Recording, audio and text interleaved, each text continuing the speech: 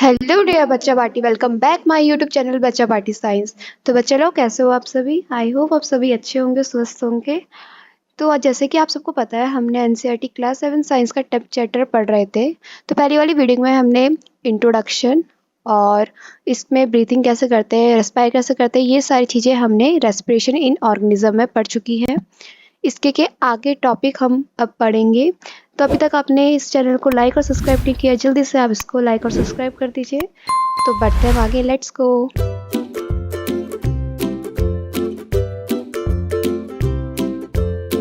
तो आज के हमारे टॉपिक रहेंगे हाउ डू वी ब्रीथ और what do we breathe out. तो ये दो टॉपिक आज हम पढ़ेंगे। तो सबसे पहले आते हैं हम how do we breathe. Let us now learn about the mechanism of breathing. देखो, अभी तो हमने ऊपर पढ़ लिया था कि ब्रीथिंग क्या होती है, ब्रीथिंग हम किस तरह से ले सकते हैं, कहाँ कहाँ हमारी एनर्जी वेस्ट होती है। तो अब हम पढ़ेंगे कि हम कैसे ब्रीथ को लेते हैं। तो इसमें हम कुछ मैकेनिज्म पढ़ेंगे ब्रीथिंग के बारे में। Normally we take in air through our nostril. आप सबको पता है, जब हम ब्रीथ करते हैं, एयर को इनहेल करते हैं तो हम अपने नॉस्ट्रिल से लेते हैं, मतलब नोज के जरिए से हम एयर को अंदर लेते हैं। When we inhale, it passes through our nostril into the nasal cavity. जब हम एयर को इनहेल करते हैं, अंदर की ओर लेते हैं, तो वो हमारी नॉस्ट्रिल से पास होकर नेसल कैविटी में जाती है। From the nasal cavity the air reaches our lungs through the wind pipe. जब वो नेसल कैविटी से जाती है तो वो एयर हमारी लंग्स की ओर पहुंचती है विंड पाइप के through. Lungs are present in the chest cavity. जो हमारे लंग्स होते हैं वो प्रेजेंट होते हैं हमारी चेस्ट कैविटी में, जैसे कि आपको फिगर नीचे 10.4 दिया गया है। ये देखो, ये वाला डायग्राम दिखाई दे रहा है आपको। ये डायग्राम मेन होता है, कभी कभी पेपरों में आ जाता है कि आप इस डायग्राम को बनाओ ह्यूमन रेस्पिरेटरी सिस्टम को, और उसकी मैकेनिज्म के बारे में लिखो कि क्या क्या उसके मैकेनिज्म होते हैं। तो इसको याद रखना है। देखो, यहाँ पे नेसल पैसेज है, यहाँ पे आपकी चेस्ट है, ये आपकी फूड पाइप है, इस तरह से रहता है। This cavity is surrounded by ribs on the sides. A large muscular sheet called diaphragm forms the floor of the chest cavity. एक लार्जर मस्कुलर शीट होती है हमारी बॉडी में, हमारे चेस्ट में, उसको हम डायफ्राम कहते हैं। जैसे कि आपको नीचे दिखाती हूँ, ये देखो, ये वाला जो आपको लार्ज मस्कुलर शीट दिखाई दे रहा है, इसको हम डायफ्राम कहते हैं। Breathing involve the movement of the diaphragm and the rib cage. जब हम ब्रीथिंग करते हैं, जो हवा रहती है उसकी मूवमेंट डायफ्राम और रिब केज के बीच में होती रहती है। During inhalation ribs move up and outward and diaphragm moves downward. जब हम इनहेल करते हैं, अभी बात हो रही है सिर्फ इनहेल की, मतलब सांस को जब हम अंदर लेते हैं, जो हमारी रिब्स होती है वो मूव होती है अपवर्ड डायरेक्शन में, ठीक है, मतलब आउटवर्ड्स में। एक बार आप इनहेल करके देखो और महसूस करो कि आपकी जो रिब्स है वो मूव हो रही है अपवर्ड डायरेक्शन में, ठीक है। तो इसका मतलब जो आपका डायफ्राम है वो मूव होगा डाउन में। याद रखना, इनहेल में जो रिब्स है वो मूव होगा अप में, और जो डायफ्राम है वो मूव होगा डाउन में। This movement increase space in our chest cavity and air rushes into the lungs. तो ये जो मूवमेंट होती रहती है, कभी इंक्रीज कभी डिक्रीज, मतलब जब हम सांस को छोड़ते हैं या लेते हैं, तो ये क्या करता है, हमारी जो चेस्ट होती है, चेस्ट कैविटी होती है, उसमें इंक्रीज कर देता है स्पेस को, ठीक है, ताकि हमारी जितनी भी एयर है जो हम ले रहे हैं वो वहाँ पे स्टोर हो सके, ठीक है, लंग्स में। The lungs get filled with air. जो हमारी लंग्स होती है वो पूरी तरह से फिल्ड हो जाती है एयर से। During exhalation ribs move down and inwards while diaphragm moves up to its former position. देखो, अब आती है बात एक्सेलेशन की। पहले तो हमने इनहेलेशन के बारे में पढ़ दिया कि रिब्स कैसे मूव होती, अपवर्ड डायरेक्शन में मूव होती, इसका मतलब आउटवर्ड्स कहते हैं हम। और जो डायफ्राम होता है वो मूव होता है नीचे की ओर। अब आती है एक्सेलेशन। एक्सेलेशन मतलब हम जब एयर को बाहर छोड़ते हैं, ठीक है, तो जो रिब्स होती है वो मूव होती है डाउनवर्ड्स में, जिसको हम इनवर्ट कहते हैं।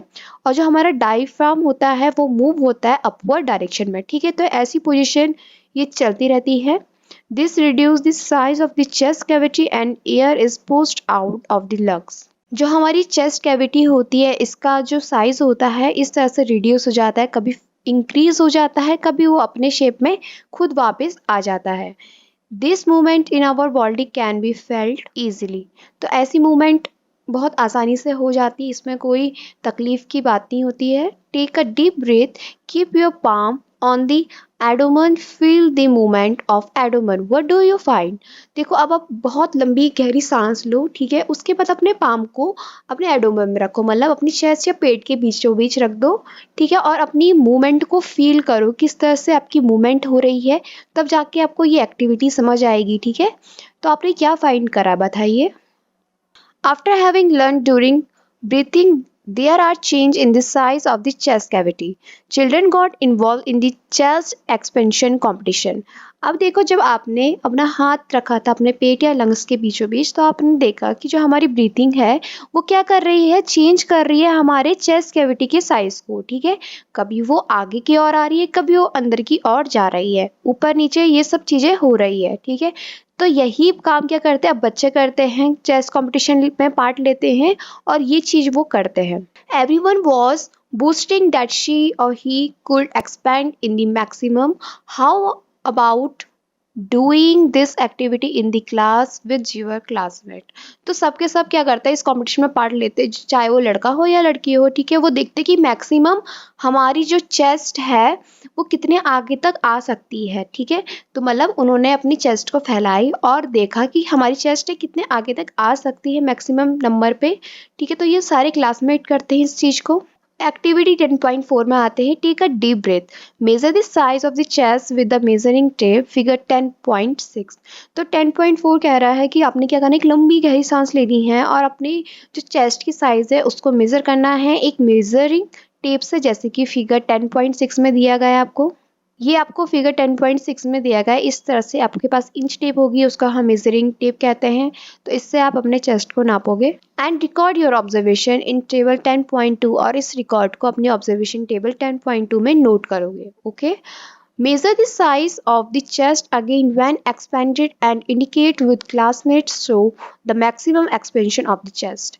तो आपने इस मेजर करना है चेस्ट हर एक क्लासमेट में और देखना है कि कितने मैक्सिमम नंबर तक चेस्ट बाहर आ सकते हैं, मतलब कितने सारे बच्चे होंगे कि उनके मैक्सिमम चेस्ट का जो नंबर है वो उतना आ रहा है। We can understand the mechanism of breathing by a simple model. तो इस तरह से हम ब्रीथिंग के मैकेनिज्म का एक सिंपल मॉडल से समझ सकते हैं, ठीक है। आगे भी आपको देखने को मिलेगा एक सिंपल सा मॉडल, पर लेकिन आप मैकेनिज्म के बारे में पता कर लिया नहीं किस तरह से होता है। एक बार हम फिर से उस डायग्राम को देखते हैं। ये देखो आपको आपके पास जो ऑर्गन्स होते हैं क्या मैकेनिज्म होते हैं, किस तरह से काम करता है। जो ईयर होता है वो नेसो पैसेज के थ्रू जाता है, आपकी जो नोज होती है, ठीक है, ये आपकी ओरल कैविटी होती है यहाँ पे माउथ के सामने, और यहाँ पे आपकी फूड पाइप होती है, यहाँ से एयर पास थ्रू होती है आपके लंग्स में, और ये आपके जो रिब केज दिखाई दे रहे हैं बोन्स के जरिए, ये आपके रिब केज होते हैं, और लंग्स होती है हमारी अंदर की मसल्स। तो यहाँ पे एयर मूवमेंट होती रहती है, यहाँ पे उसका मूवमेंट होता रहता है डायफ्राम और रिब केज के बीच में, ठीक है। Now come on the activity 10.5, take a white plastic bottle, remove the bottom. आपने क्या करना है 10.5 में एक प्लास्टिक बॉटल लेनी है, ठीक है, एक वाइड होगी चौड़ी बॉटल होगी, उसको लेना है आपने, ज़्यादा छोटा नहीं लेना, और जिसका बॉटम है उसको आप रिमूव कर दोगे। ये आपको एक्टिविटी दी गई है कि आप आसानी से समझ जाओ कि हमारे जो अंदर की लंग्स है वो किस तरह से काम करते हैं, ठीक है, इसको ध्यान से देखना। Get a Y shaped glass और प्लास्टिक ट्यूब। आपने क्या करना है एक वाई शेप्ड ग्लास या फिर कोई प्लास्टिक ट्यूब होगा उसको आपने इसके साथ यूज करना है। Make a hole in the lid so that the tube में पास थ्रू इट। आपने एक होल कर देना है उसकी लीड में ताकि जो ट्यूब है वो पास थ्रू हो जाए उस बॉटल में, ठीक है। To the forked end of the tube fix to deflated balloon. जो आपके ट्यूब के कोने होंगे नुकीलेदार, उसमें आपने क्या करना है दो बलून को फिक्स कर देना है। Introduce the tube into the bottle as shown in figure 10.7। आपको फिगर 10.7 दिया गया है, यहाँ पे देखो ये वाला आपको मॉडल दिया गया है, इस तरह से आपने ये एक्टिविटी करनी है, ठीक है। नाउ कैप दी बॉटल, और आपने ऊपर से कैप लगा देनी है बॉटल के ताकि सब कुछ सही रहे, उसमें ईयर है जो वो पास आउट ना हो सके, मतलब अंदर की जो ईयर होगी कोई भी बाहर ना जाए, बाहर की ईयर इजली से अंदर ना आए। To the open base of the bottle tie and thin rubber or plastic sheet using a large rubber band। तो आपने क्या करना है कि उसमें एक प्लास्टिक शीट लगा देनी है नीचे से, जो आपने बॉटम को कट करा था प्लास्टिक शीट लगा दोगे, या फिर कोई भी रबर बैंड होगा बड़ा सा उसको हम यूज कर सकते हैं। To understand the expansion of the lungs, pull the rubber sheet from the base downwards and watch the balloons। तो आप समझ गए ना इसमें कि आपने करना क्या है एग्जैक्टली कि आपने ये मॉडल तैयार किया है। एक बार आप फिर से देखिए, आपने ये मॉडल तैयार कर दिया, ऊपर से आपने कैप लगा दी और एक स्टिक है जो नुकीलीदार, उसमें आपने बलून्स लगा दिए। ठीक है, इस तरह से लगा देना है और नीचे आपने रबर शीट लगा देनी है। ओके, फिर आपने उसको क्या करना है, जो आपके पास रबर शीट दी गई है वो आपने पुश करना है, पुल करना है, इस तरह से आपने ये वर्क करना है। Next, push the rubber plastic sheet up and observe the balloon. जब आप उस रबर या फिर प्लास्टिक शीट को पुश करोगे, ठीक है, तो आप ऑब्जर्व करोगे कि आपके बलून में क्या चेंज हो रहा है। Did you see any change in the balloons? क्या आपको कुछ चेंजेस दिखाई दे रहे हैं? देखो, जैसे कि पुश करा, यहाँ पे सेकंड में देख रहे हो कि उसने क्या कर दिया, पुश कर दिया है। जो हमारे बलून्स है जो कि लंग्स का काम कर रहे हैं वो सिकुड़ गए हैं। ठीक है, what do you balloons in this model represent? What does the rubber sheet represent? इस मॉडल में जो बलून्स है वो किसको रिप्रेजेंट कर रहे हैं? ऑब्वियसली हमारे लंग्स को कर रहे हैं। और जो रबर शीट है वो किसको रिप्रेजेंट कर रही है? डायफ्राम को कर रही है। ठीक है, तो इस तरह से जो हमारे अंदर लंग्स होते हैं वो भी ऐसे ही फूलते हैं और सिकुड़ जाते हैं। Now you should be able to explain the mechanism of breathing. तो अब आप समझ गए हो ना कि किस तरह से हमारी जो ब्रीथिंग के मैकेनिज्म है वो काम करती है। अगर कोई पूछेगा भी तो आप इजीली से बता दोगे ना? Okay, very good. Now come on the next topic, what do we breathe out. चलो इसमें आते हैं एक्टिविटी 10.6 में। Take a cylinder, clean test tube और अ ग्लास और प्लास्टिक बॉटल। तो आपने इस एक्टिविटी में एक सिलेंडर लेना है, क्लीन टेस्ट ट्यूब लेना है, ग्लास या कोई भी प्लास्टिक बॉटल होगी उसको भी आप ले सकते हो। Make a hole in its lid and fix it on the bottle. तो आपने क्या करना है, इसकी जो लीड है उसको आपने होल कर देना है और फिक्स कर देना है एक बॉटल में। Pour some freshly prepared lime water in the test tube. उसके बाद आपने एक साफ लाइम वाटर लेना है और उस टेस्ट ट्यूब में डाल देना है। Insert a plastic straw through the hole in the lid in such a way that it dip in lime water। तो जो आपके पास प्लास्टिक स्ट्रॉ दी गई है, ठीक है, उसमें क्या आपने क्या करना है कि टेस्ट ट्यूब में डाल देना है, डिप कर देना है लाइम वाटर के ऊपर। Now blow gently through the straw a few times. फिर जो आपके पास स्ट्रॉ दी गई है प्लास्टिक स्ट्रॉ, उसमें आपने ब्लो करते रहना है, मतलब अपनी जो हवा है मुंह के थ्रू आपने उसमें डालते रहना है, ब्लो करना है कुछ टाइम तक, जैसे कि फिगर 10.8 में दिया गया है। इस तरह से देखो ये आपने करना है इसको। ये आपका लाइम वाटर है, ये स्ट्रॉ है, ये प्लास्टिक स्ट्रॉ है। ठीक है, यहाँ पे टेस्ट ट्यूब भी दिया गया है। Is there a change in the appearance of lime water? जब आपने अपने मुंह के थ्रू हवा डाली प्लास्टिक स्ट्रॉ से, तो आपने देखा कि कुछ चीज चेंज हो रही है लाइम वाटर में। Can you explain this change on the basics of water you learn in chapter 6? तो आपको ये चेंजेस दिखाई दे रहे हैं, तो ये चीजें आपने चैप्टर 6 में पढ़ चुकी है। You are aware that air we inhale or exhale in a mixture of gases। तो आप यहाँ पे अवेयर हो जाइए, सतर्क हो जाइए कि जो आप ये एक्टिविटी कर रहे हो इसमें क्या देख रहे हो। आप ये देख रहे हो कि हम सांस को किस तरह से बाहर छोड़ते हैं और अंदर लेते हैं। ठीक है, तो आप इसमें देखोगे कि क्या गैस वो मिक्सचर हो जा रही है उस लाइम वाटर के साथ। What do we exhale? तो आपने जब इनहेल और एक्सेल करा तो आपको क्या लगता है कि आपने क्या एक्सेल किया है? Do we exhale any carbon dioxide और a mixture of gas along with it?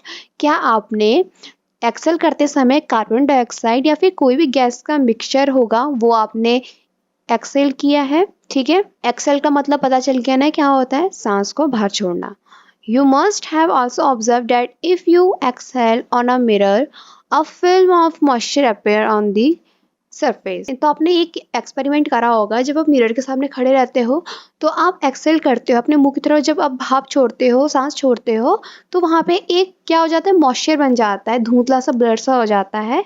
ठीक है, from where do this droplet come? तो अब बताइए कि ये ड्रॉपलेट्स आई तो आई कहाँ से? तो यहाँ पे अभी हमने इतना टॉपिक कंप्लीट कर दिया है। इसमें हमने पढ़ा है कि ब्रीथ कैसे करते हैं, मैकेनिज्म पढ़ चुका है, और ब्रीथ आउट किस तरह से होता है ये भी हमने पढ़ लिया है। बाकी क्या हम नेक्स्ट पार्ट हम नेक्स्ट वीडियो में पढ़ेंगे। आई होप आपको इतना समझ आया होगा। आज के लिए इतना ही। Thank you.